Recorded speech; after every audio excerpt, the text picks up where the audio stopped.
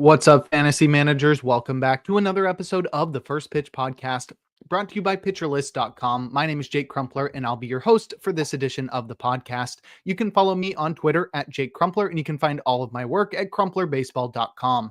Let's dive into everything baseball related from Monday, June 16th.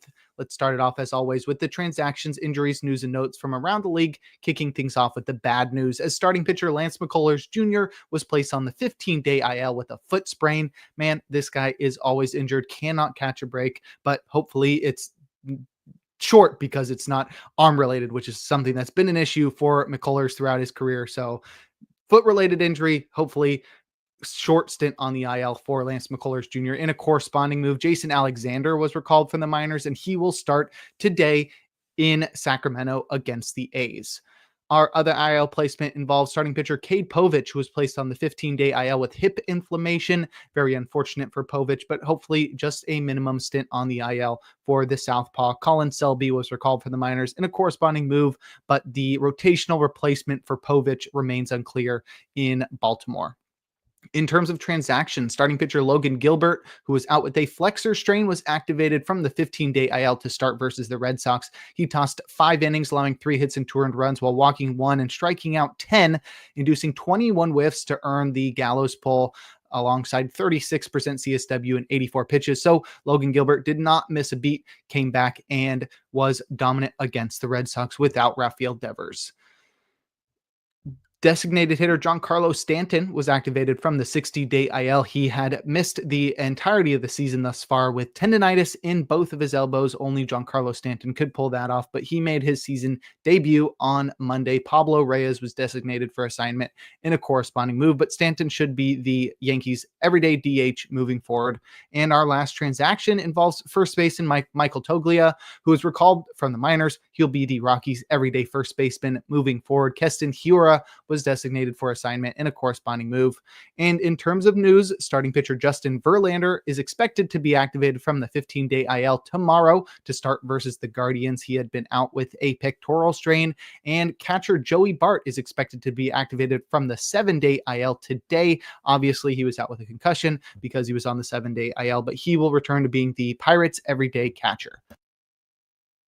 Now we'll take a look at our notable performances from Monday, a day in which we had just 7 games on the slate. We'll start it off with our hitters, leading off with shortstop Trey Turner, who helped the Phillies to a win in Miami, going 3 for 5 with a run, a home run, and 2 runs batted in. It was his 8th homer of the year, and it traveled 406 feet at 109 miles per hour. Turner has been one of the most consistently elite fantasy producers for the last decade or so. He's not showing any signs of slowing down this year either, pun intended, as he's already matched last year's stolen base total with 19 stolen bases on the year, putting to rest any concerns that Turner may start stealing less as he gets older.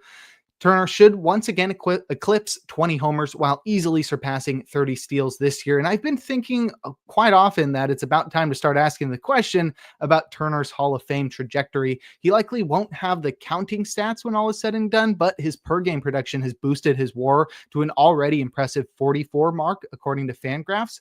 So I think he's got a shot. His skill set is not one that's primed to take advantage of an aging body. So as his body starts to wear down, he's not going to be as fast, and that may sort of wear down the stuff that made him such a good player when he was younger. But if he can keep this up for a few more years and maybe age gracefully, Turner will force us to start giving this question some more thought.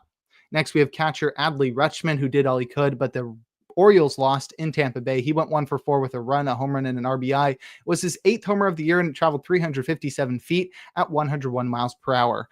Is Rutschman actually just a mid hitter? There was so much hype around him as a prospect, and rightfully so, as he produced at an elite level at the plate in his first 2 big league seasons, but he took a big step back last year, and on the surface, it looks as if he's maintaining last year's subpar production in 2025, batting just .233 with a 709 OPS. However, there are promising signs that Rutschman has returned to being more patient this year, which has improved his plate discipline and contact metrics, but that's just returning to the status quo. Most notably, he's sporting a career-high 9% barrel rate and a 40% hard hit rate.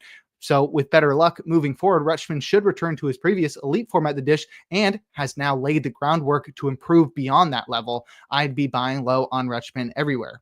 And lastly, we have outfielder Josh Lowe, who helped the Rays to win on the opposite side of that one against the Orioles, going 1-for-3 with 2 runs, a home run, an RBI, and 2 walks. He's up to 4 homers now. This one traveled just 334 feet at 98 miles per hour, but counts nonetheless. Lowe spent the first month and a half of the season on the IL, but has played well enough since returning to push himself into the leadoff spot for the Rays.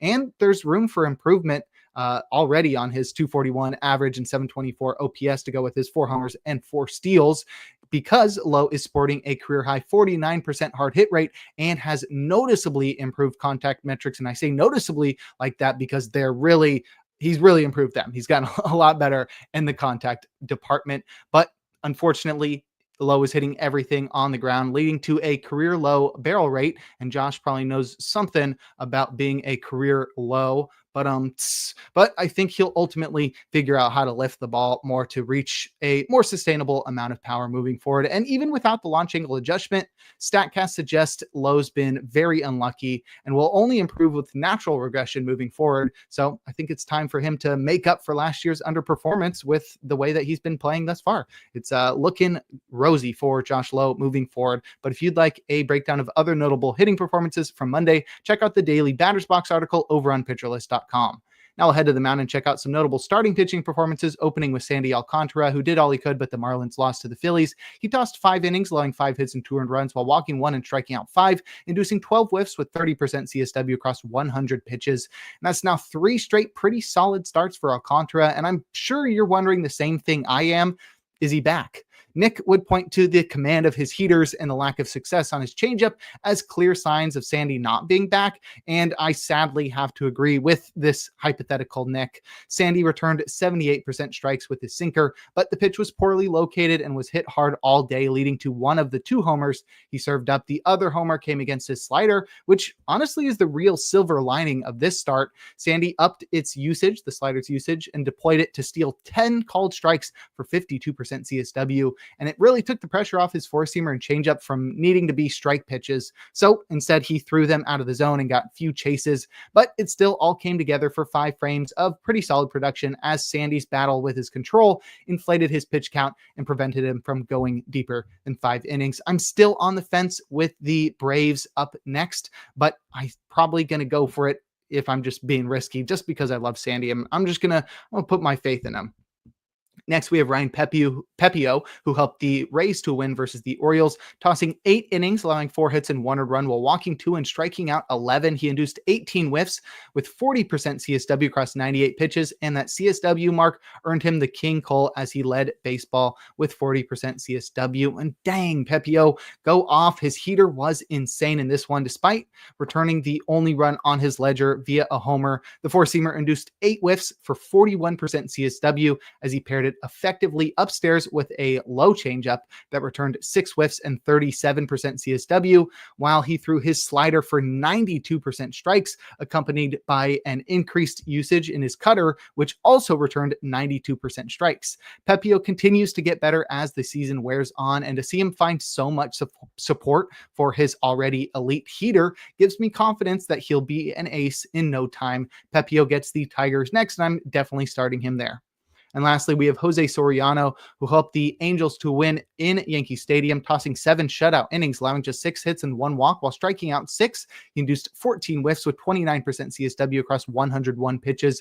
And coming off a 12 strikeout performance in his last start, Soriano went out Monday and shut out the Bronx Bombers for 7 frames, thanks to a sinker that had Koufax on his side, returning 10 outs on 16 balls in play, as well as 10 foul balls and 7 called strikes. So he just had everything working for him on that sinker. The Yankees just couldn't figure out how to lift the ball. Soriano's sinker didn't need much support, but his curveball showed up for 7 whiffs and 41% CSW as his main put-away pitch, while 4-seamers and sliders were used sparingly. Soriano is clearly on a run right now, and I'm honestly not afraid of starting him versus the Astros next. But if you'd like a breakdown of every single start from Monday, give the Plus Pitch podcast a listen and check out Nick's daily SP roundup over on PitcherList.com. Now we'll head to the bullpen and check out the relievers that got saves and the closers that pitched outside of save situations or blew their saves. Starting with the former, Orion Kerkering recorded his first save of the season with a perfect ninth. Jordan Romano pitched a perfect seventh, and Matt Strahm allowed a run on 2 hits in the eighth. Looks to be a closer committee in Philadelphia right now, but I think Kerkering might have the leg up on everyone. We'll see tomorrow. Seth Halverson recorded his 4th save with a hitless 9th. Hunter Strickland recorded his first save of the season as he got the final out of the 11th after Brock Burke worked into trouble. Didn't realize I wrote myself a tongue twister there. Kenley Jansen did pitch in that one, but he threw a scoreless 9th in a tie game, so he's clearly the closer still in Anaheim. Aroldis Chapman struck out the side in order to record his 13th save, and lastly, Kirby Yates recorded his 2nd save with the perfect 9th as Tanner Scott pitched a perfect 8th. And in terms of closers to pitch outside of save situations or blow their saves, Kyle Finnegan served up 2 homers in the 9th to blow his 5th save and take his 2nd loss. Devin Williams pitched a scoreless 9th in a tie game. The Yankees would lose that one in 11. And Mason Miller pitched a perfect 9th in a tie game and earned his first win when the A's walked it off. But if you'd like more information on relief pitchers, check out Rick Graham's weekly articles over on pitcherlist.com. And before we look forward to today's games, we're going to take a quick break. Now we'll look forward to Tuesday, June 17th, a day in which we'll have a full slate of 15 games.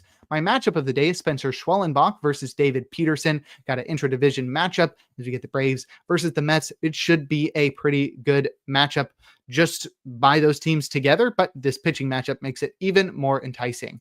In terms of probable starters, we've got 5 guys in the auto starts tier, including Schwellenbach. We've also got Robbie Ray versus the Guardians, Jesus Luzardo in Miami, Brian Wu versus the Red Sox, and Seth Lugo in Texas. Our probably starts tier has 8 guys, and that's where we'll find our streamer of the day in Michael Soroka versus the Rockies. Soroka's looking like a different pitcher this year, thanks to more emphasis on a breaking pitch that if he deploys effectively against the Rockies, a very weak hitting team, he should find plenty of success here. I'd also keep an eye out for Ben Brown versus the Brewers. Definitely not one I'm going for in my leagues, but maybe your best option outside of Soroka if he's got everything going. Not great command on the fastball, but it is fast and really with heavy curveball, which is really good, but that's really all he's got. So take your risk. It's really a flip of the coin here with Ben Brown versus the Brewers. In terms of hitter suggestions, I look at Nationals hitters versus Antonio Senzatella because he's 1-10 this year with a 7.23 ERA. Pretty self-explanatory there. I'd also look at Blue Jays hitters versus Brandon Pfaadt, who's been really struggling this month, and in recent starts, he's got a 5.50 ERA on the season.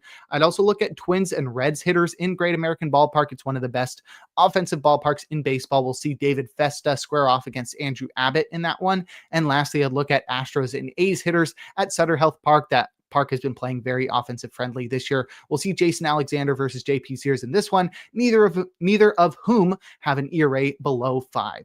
And now we'll close things out with our relievers to watch. Mason Miller's pitched in back-to-back games, so Tyler Ferguson could see a save chance for the A's on Tuesday. Kenley Jansen has pitched on back-to-back days, and Reed Detmers has been filling in as the temporary closer in recent weeks. And lastly, Tanner Scott has pitched on back-to-back days, but so have both Kirby Yates and Alex Vesia. So Michael Kopech could see a save opportunity for the Dodgers on Tuesday. But that'll do it for today's episode of the First Pitch Podcast. Make sure to head on over to pitcherlist.com to check out all of the great articles and features we have on the site. Sign up for PL Plus or PL Pro to gain access to the Discord and to support the Pitcher List staff. You can follow me on Twitter at Jake Crumpler. Tune in live on YouTube tomorrow and every day for a new installment of the podcast. And make sure to enjoy the day as we are blessed with another day of baseball.